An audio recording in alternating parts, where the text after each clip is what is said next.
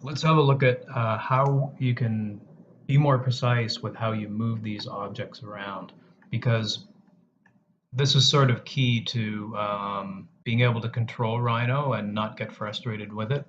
And one of the things that will help you a lot is using nudge. And nudge is when you use the arrow keys to move geometry around. So if I hit the arrow keys, I've set up my system so that I'm nudging at 0.5 millimeter every time I hit an arrow key.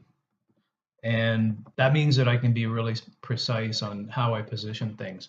And this is really key because a lot of times you're going to put two pieces of geometry together and you want to join them because you want them to turn into a closed solid geometry. Set the nudge. This is what you're going to do. You want to go to the tools bar on the top, and then you want to go to options.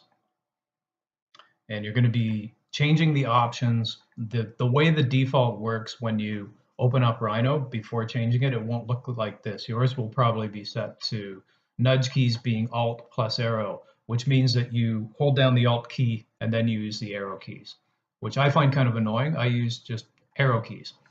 And then the nudge key alone, I've set it to 0.5 millimeters. And let's see what happens if we set it to 1 millimeter. It'll be a bit different. So, okay, and then when I go back here and I start moving things around with the arrow keys, you can see that it's jumping 1 millimeter in any direction. And this is your choice. Like, you decide what kind of nudge distance you want. And if your grid is millimeters, it may make a lot of sense just to set it to millimeters. And then you're just essentially moving one grid space over at a time. But what I want to do is go back and set it back to 0.5, and I'll show you why in a second. So I'm going to go back to 0.5 of a millimeter as my nudge amount for the arrow keys. Okay, so now when I hit the arrow keys, I'm going 0.5 millimeter.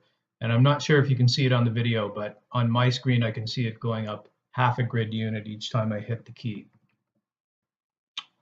So that is one way to control objects that are moving around in space. And quite often you want to get two objects touching each other exactly, and then you want to join them together, or you want to carve out some space. The other thing that works really well, we're getting into the tools that are on this bottom, basically a bottom menu bar here, okay? And you can put on grid snap, and that's really effective because when you put on grid snap, then your geometry is always going to snap to a grid point.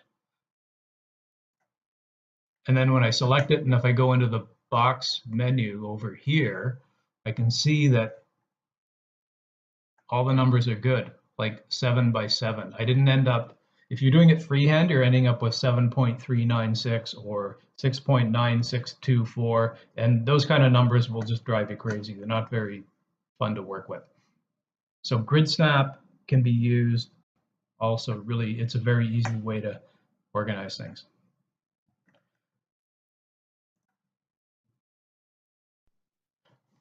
The next method you can use for controlling objects and how they're positioned together is on this bottom tab, OSnaps.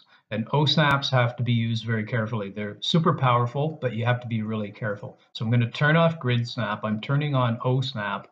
And then what you have to do is that if you look at all of these boxes that you can check down here, give you a different kind of a snap. And I've got two objects on the screen here. So what I'm playing around with is just showing you how can these two objects, how can I align these two objects the way I want without getting really frustrated and having a lot of problems and taking a lot of time. So these are really handy. So if you look at this vertical piece, this one, looking at it from the front, if I turn on intersection, okay, so int means intersection, and then mid means midpoint. It's just kind of intelligent, right? It's going to tell me at which point Am I in the middle? Okay, so I'm in the midpoint there. You can see that it came on mid. So what that did was it aligned the midpoint with the edge that I was touching. So if I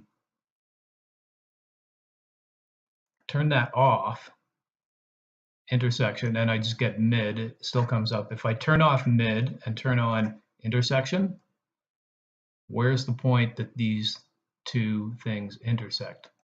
That's not working very well. So midpoint worked much better. And then I'm going to turn on endpoint as well and see what happens.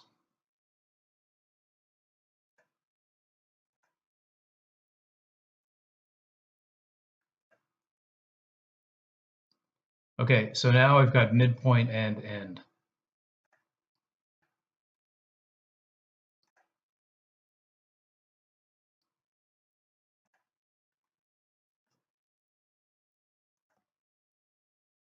It got kind of messed up, but if I go to the top view and I click on it, I've got the midpoint and the midpoint. So mid and mid lined up here. So it centered this object and this object. Okay, so now I'd still have to move this up a bit, but this becomes really powerful because you can align different objects together without having to do a lot of math, and it gets very intuitive the more you practice it.